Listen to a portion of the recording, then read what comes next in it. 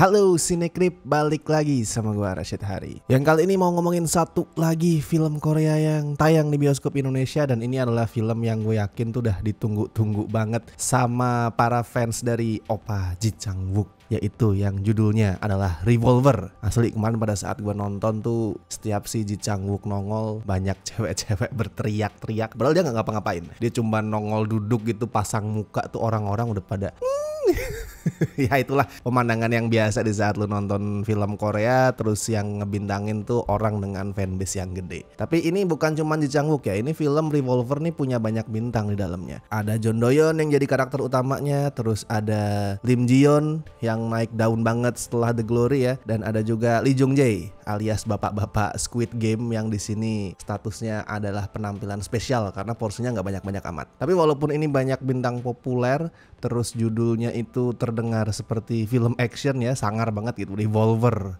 pistol. Tapi lu jangan terkecoh, soalnya ini sama sekali bukan film action. Ya berantemnya ada, tembak-tembakannya ada, beberapa elemen film action ada di sini, tapi mainly ini bukanlah film action. Ini lebih ke arah film-film noir lah, neo-noir karena ini film modern. Neo-noir yang lebih ngutamain atmosfer gitu, atmosfer kelam daripada tembak-tembakan, ledakan. Dan mungkin ini juga bukan film yang bisa disukai sama semua orang ya, soalnya cara berceritanya ya kayak kebanyakan film noir itu agak-agak kompleks. Jadi lu butuh mencurahkan perhatian gak cuman 70%, 80%, tapi 100%. Lu meleng dikit, lu ngelamun sedetik aja gitu dan lu bisa ketinggalan gitu, gak paham sama salah satu poin penceritaannya. Kalau alurnya sendiri ngomongin soal seorang polisi yang namanya itu Ha Soo Young, dia diperanin sama John Do Yeon, yang dijeblosin ke penjara setelah diputuskan bersalah karena kasus korupsi, kasus suap. Walaupun sebenarnya bukan dia doang yang terlibat. Atasan dia yang namanya Lim Suk Young yang diperanin Lee Jung Jae, terus para petinggi kepolisian juga banyak yang terlibat. Tapi si Soo Young ini bersedia nanggung semua kesalahan sendiri karena dijanjiin bakal dikasih uang banyak dan apartemen mewah sama seorang cowok yang namanya Andy. Nah ini yang diperanin sama Ji Chang Wook. Andy ini adalah perwakilan dari perusahaan investasi bernama Eastern Promise yang mempunyai kaitan sama kasus suap tadi. Dan akhirnya si Soo Young ini dipecat dari kepolisian, dipenjara selama 2 tahun, tapi setelah dia bebas, hadiah duit sama apartemen yang dijanjiin itu nggak dia terima. Dan dari situlah si mantan polisi mulai ngelakuin investigasi buat mendapatkan duit yang sudah menjadi haknya. Ya bukan hak juga sih ya,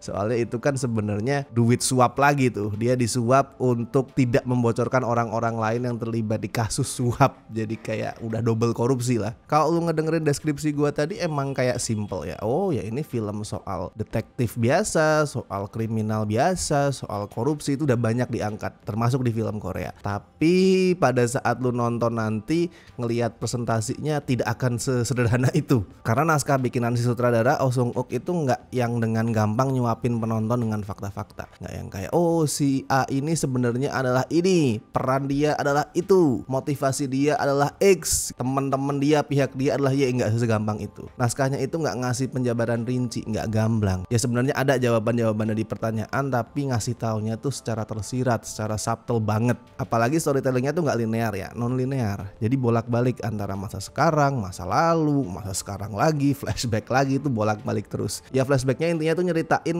peristiwa-peristiwa sebelum si Soo Young tuh dipenjara buat ngasih tahu ke kita sebenarnya korupsi macam apa sih yang terjadi gitu. Tapi ya itu nggak terlalu gamblang sekali lagi.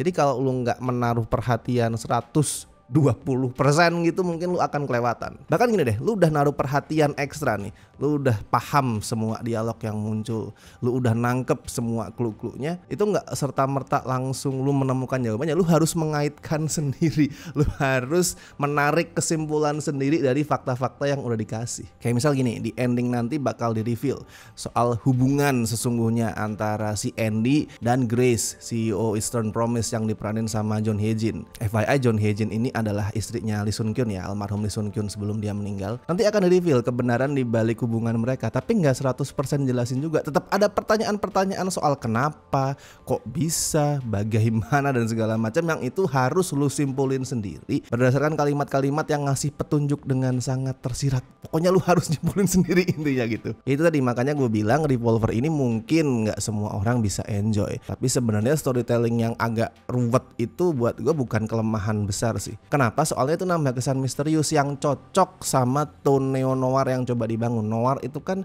identik sama kelam, misterius, olah dunianya tuh diselimuti kabut yang tebel yang lu nggak bisa ngelihat jelas. Nah, storytelling yang agak rumit yang penuh tanda tanya itu cocok sama tone penceritaannya. Ya walaupun gue akuin sebenarnya naskahnya tuh agak lebay sih dengan cara dia bercerita. Mestinya nggak setersirat itulah. Mestinya bisa ngasih beberapa penjelasan sedikit. Yang gue rasa kalau storytellingnya lebih jelas, nggak seambigu ini, itu nggak bikin filmnya jadi lebih jelek. Justru bakal bikin orang tuh lebih banyak yang bisa enjoy. Tapi itu tadi, kesan misterius yang dibangun tuh sesuai sama atmosfer filmnya. Termasuk gimana si sutradara ngedirect film ini ya. Filmnya kan nggak pakai banyak musik gitu, lebih banyak suasana yang sunyi. Terus temponya juga agak lambat. Yang buat gue tuh jadi semacam cara si sutradara buat ngasih penonton, ngasih kita itu semacam ruang, semacam space buat memproses fakta-fakta yang harus kita tarik kesimpulannya sendiri tadi. Jadi kalau misalkan alurnya cepet, alurnya ngebut kan kita kayak wah apa sih ini tadi, anjir gue nggak paham gitu. Tapi kalau misalkan alurnya slow terus sering sunyi gitu kan, kita jadi kayak dapat kesempatan untuk berpikir lah, untuk merenung. Oh jadi sebenarnya ini toh yang terjadi. Nah buat gue itu alat bantu yang lumayan oke sih. Tapi intinya gini, benang merahnya satu, Revolver ini adalah cerita soal dunia bawah, dunia underground gitulah. Dunia dimana kejahatan itu nomor satu, moralitas tuh nggak berlaku, nggak ada moralitas. Semua orang itu hidup demi uang, yang akhirnya jadi banyak penipuan, pengkhianatan, sebuah dunia yang bisa bikin sisi kemanusiaan orang-orangnya itu hilang, gampangnya gitu. Dan itu juga yang ditampilin John Doyon lewat acting dia. Actingnya bagus sih. Si sutradara itu sering banget pakai close up buat nangkep ekspresi detail mukanya John Doyon. Nah dari situ kita penonton juga bisa nangkep nih, apa sih yang sebenarnya dirasain, apa sih yang berkecamuk di hati karakter utamanya. Dan kalau dari aktingnya John Doyon, gue bisa ngelihat kalau si karakter utama si Soo-young ini hatinya udah mati rasa.